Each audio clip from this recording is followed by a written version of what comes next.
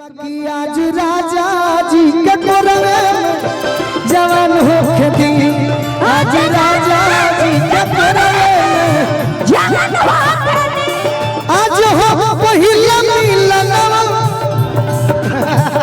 वाह वाह तार काम में नहीं कहूँ पूरा कर दो। चल है ना पगली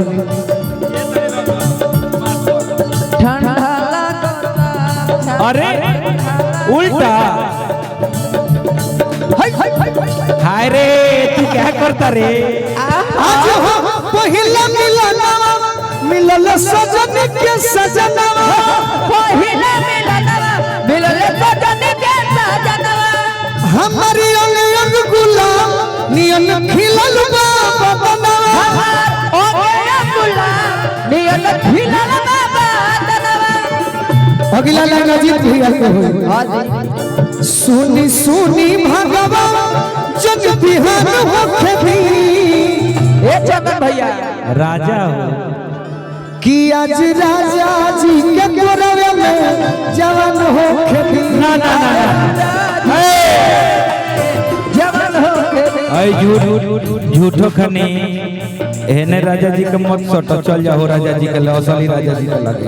अब एगो होली सुन होली ऐसे ऐसा नहीं चढ़ते फागुन जानू दिल से निकल गइलू। चढ़ते फागुन जानू दिल से निकल गइलू।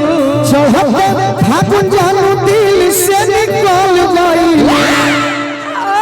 फगुआ खेलो ना कइलू ससुर चल गइलू। फगुआ खेलो ना कइलू ससुर चल गइलू।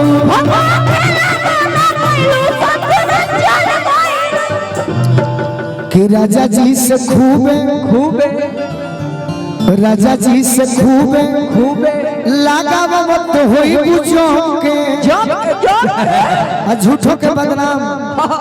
गोलू यहाँ बैठल बाड़े बोतल खोली राम के। झूठो के झूठो के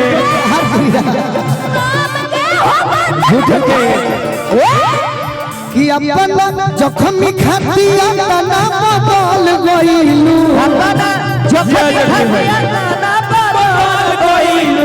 राना खेलो बोला कइलू ससुर चल गइलू।